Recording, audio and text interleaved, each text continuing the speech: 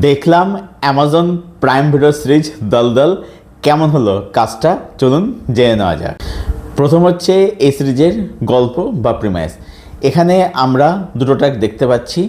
একটা হচ্ছে একটা সিরিয়াল কিলিং চলছে, যেখানে মানে একটা বিশেষ প্যাটার্নে মানুষদেরকে খুন করা হচ্ছে, মারা হচ্ছে। সেটা বেশ ইন্টারেস্টিং আর কি। ভূমি পেডনেকার সেই কেসটা ইনভেস্টিগেট করছে এবং এখানে অ্যান্টাগনিস্টের একটা ট্র্যাক দেখানো হচ্ছে আর কি। মানে এটা অ্যাকচুয়ালি বলতে পারেন যে হাউ ডান ইট বা এটা একটা হোয়াই ডান ইট ফর্মেটের একটা থ্রিলার এখানে দেখানো হচ্ছে।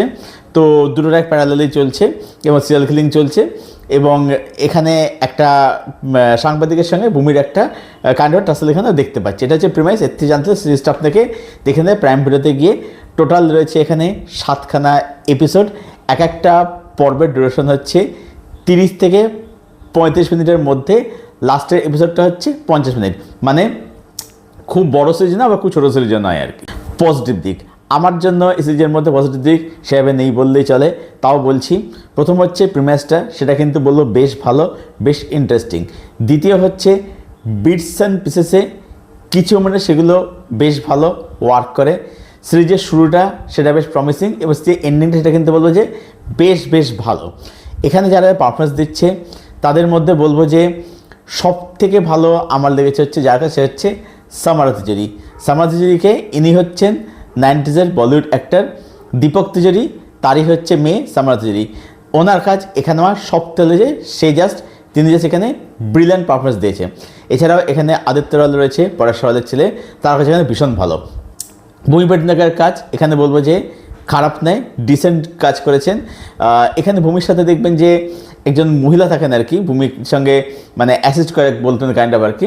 ঠিক আছে, মানে বয়সের সিনিয়র কিন্তু ভূমির আন্ডারে রয়েছেন আর কি। তো সেই অভিনেত্রী তিনি এখানে ভালো কাজ করেছেন।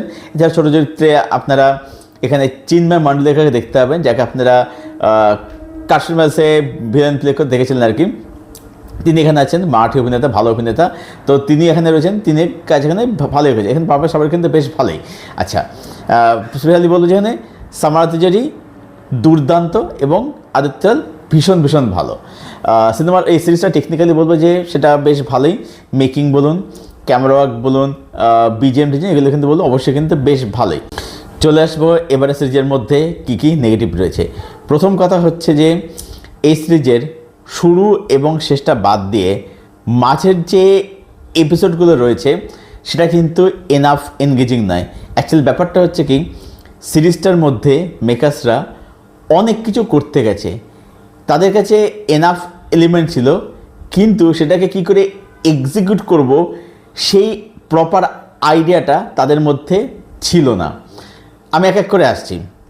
প্রথম কথা হচ্ছে সিরিজটার মধ্যে ক্যারেক্টার রাইটিং একদমই ভালো হয়নি, যার ফলে আপনি না প্রোটাগনিস্টের দিক মানে এখানে ভূমির দিক, না এখানে অ্যান্টাগনিস্টদের দিক, কোনোটাই আপনি ভালো করে ফিল করতে পারবেন না। যার ফলে সিরিজটার মধ্যে আপনি যে ইমোশন যে ইনভেস্ট হবেন সেটা আপনি হতে কিন্তু পারবেন না।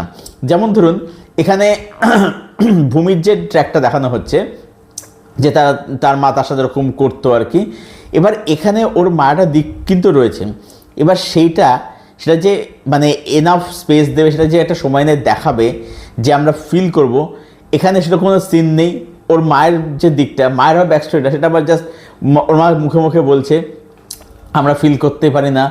এবং এখানে সেটা এমনভাবে আসে যে ভূমির যে দিকটা সেটা আমরা ফিল করতেই পারি না। অন্যদিকে যেখানে অ্যান্টোনিস দেখাচ্ছে বা যাদের দেখাচ্ছে অ্যান্টোনিস, তাদের সঙ্গে নানা রকম ডিসক্রিমিনেশন হচ্ছে। তো সেই ডিসক্রিমিনেশনগুলো আমরা ফিল করতে পারি না, কারণ সেগুলোকে এনাফ স্পেস দেওয়া হয়নি আর কি। এবং এখানে আদার্স যে চরিত্রগুলো রয়েছে কোনো ক্যারেক্টারই এখানে ভালো করে লেখা নেয়, যার ফলে সিরিজটা ইমোশনালি প্রচণ্ড একটা ড্রাই সিরিজ হয়ে যায়।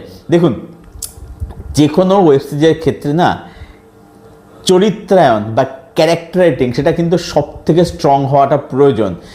দেখুন, যত বড় সিরিজ হয়েছে, ভালো সিরিজ হয়েছে, আপনি ধরুন ফ্যামিলি ম্যান, ধরুন পঞ্চায়েত, ঠিক আছে, এই কাজগুলো তুলে দেখে নিন, দেখবেন যে সেখানে কিন্তু আমরা চরিত্রগুলো নিয়ে আমরা সেলিব্রেট করি, ঠিক আছে, বা তাদের বিভিন্ন মুমেন্ট, বিভিন্ন অ্যাক্টিভিটি সেলিব্রেট করি। এখানে এটা হচ্ছে ক্যারেক্টার যেহেতু ভালো হয়নি, এনাফ মোমেন্ট তৈরি হচ্ছে না, এনগেজিং ওয়াচ হচ্ছে না, ইমোশনালি কানেক্ট করতে হচ্ছে, ইমোশনালি ইনভেস্ট হতে পারছি না, চরিত্র এখানে একদমই ভালো হয়নি।